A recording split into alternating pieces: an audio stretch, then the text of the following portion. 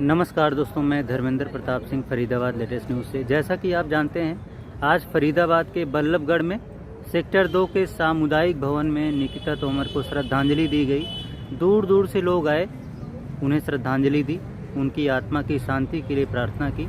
नोएडा से मंजीत डागर भी यहाँ पर आए हैं श्रद्धांजलि देने के लिए। इनसे बातचीत करते हैं, ये बताएंगे निकिता तोमर केस के बारे में थोड़ा सा। हमारे सामने है मंजीत डागर। मंजीत डागर जी, नोएडा से आप आए हैं श्रद्धांजलि देने के लिए, क्या सोचकर आप आए हैं, थोड़ा सा बताइए, और निकिता तोमर के बारे में थोड़ा सा बताइए।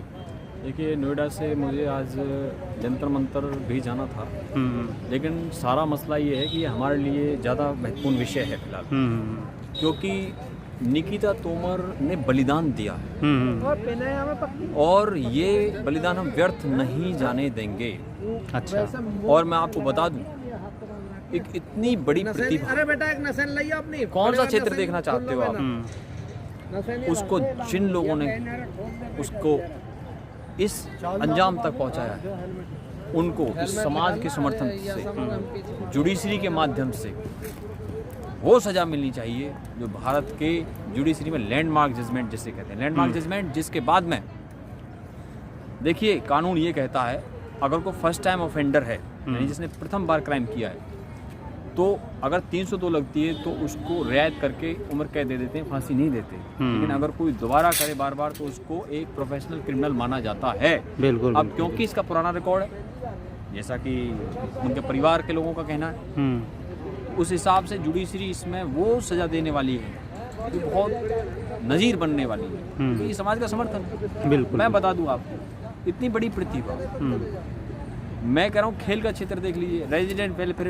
एसोसिएशन, रेजिडेंट RWA जहाँ पे रहती थी, वहाँ की RWA ने रेस में फर्स्ट आई। अच्छा। इसके लिए इनको सर्टिफिकेट दिया। इनको जो है पैनासोनिक कंपनी से, पैनासोनिक लुमेक्स सेशन नाम से एक जो बहुत बड़ा उन्होंने एक इवेंट आयोजित किया, उसको जीत करके आई। इतना ही नहीं है, इनको जो है ग्रीन ओलंपियाड करके इसके school, Rawal international school, Nikita Tomar का जो स्कूल था रावल इंटरनेशनल, उसमें इनको सर्टिफिकेट दिया। 4 अक्टूबर 2020 यानी इसी महीने में, जिस महीने में उनकी डेथ हुई है, उन्होंने FCAT का टेस्ट, जो एयरफोर्स का टेस्ट यानी भारत का, देखिए उस टेस्ट को इन्होंने जो उसका एग्ज़ाम देने के लिए गए 7 मई 2012 को, निकिता तोमर जो फरीदाबाद की बेटी है, 7 मई 2012 को उन्होंने वो पैनासोनिक वाली जो है लुमेक्स जीता था, जिसके बारे में आपकी चर्चा करी। अब आप मुझे बताइए, जिस तरीके से एक हाईली क्वालिफाइड सुशांत सिंह राजपूत के लिए इस देश के अंदर आंदोलन खड़ा हुआ, और कहते हैं ऐसी दीवानगी देखी नहीं कहीं, इतनी दीवानगी लोगों में उस आंदोलन के प्रति वो हुई। और आज मैं आपको कह देना चाहता हूँ धर्मेंद्र जी, देखिए वो कहते हैं कि भाई वो हार करके भी बुलंदियों पर है, हम जीत करके भी गर्दिशों में, ये नहीं चलने देंगे, ये नहीं चलने देंगे। न्याय चाहिए हमें, और न्याय क्या है?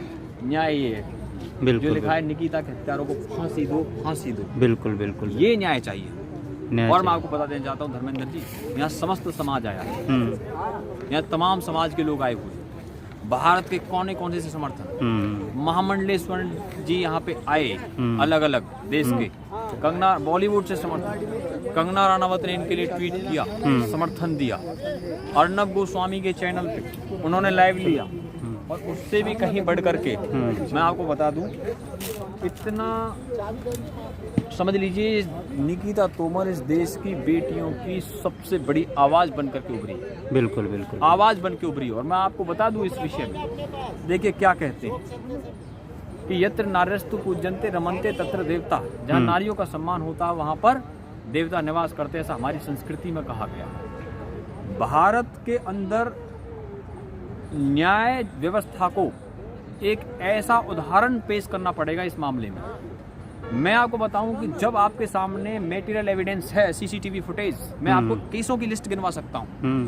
प्रथम दृष्टया जो केस है, उन केसों में जो है सीधी फांसी की सजा क्यों होनी चाहिए, वो मैं आपको गिनवा चुका हूं, क्योंकि फर्स्ट टाइम ऑफेंडर नहीं है, ये कानूनी बात है। बिल्कुल। दूसरा मसला, ये जो समस्त समाज यहाँ पे आया हुआ है, ये समाज की डिमांड क्या है?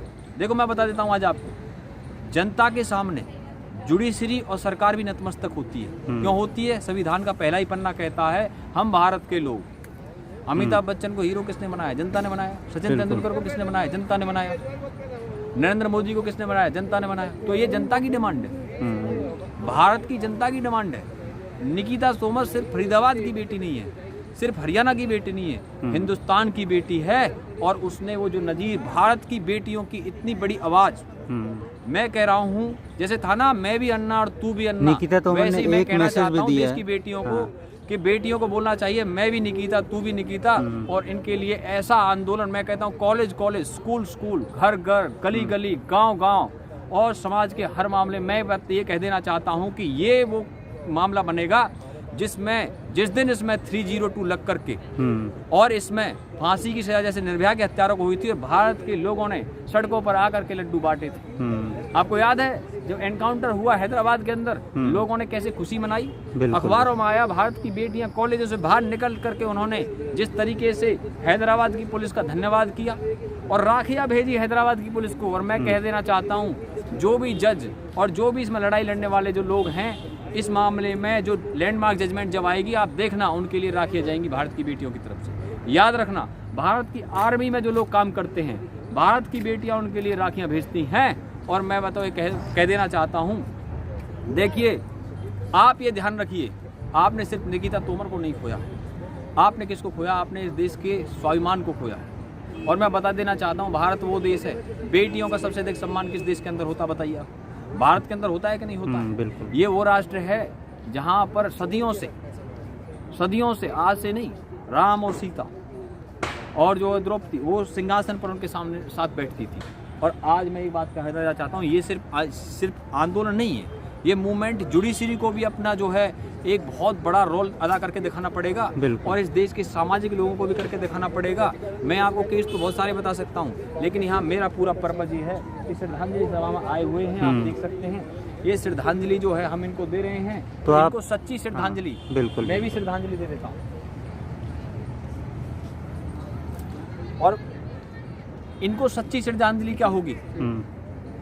फांसी की सजा सच्ची श्रद्धांजलि है। जैसे ही हत्यारों को फांसी की सजा होगी, इनको असली श्रद्धांजलि होगी, ये मैं आपको बता देना।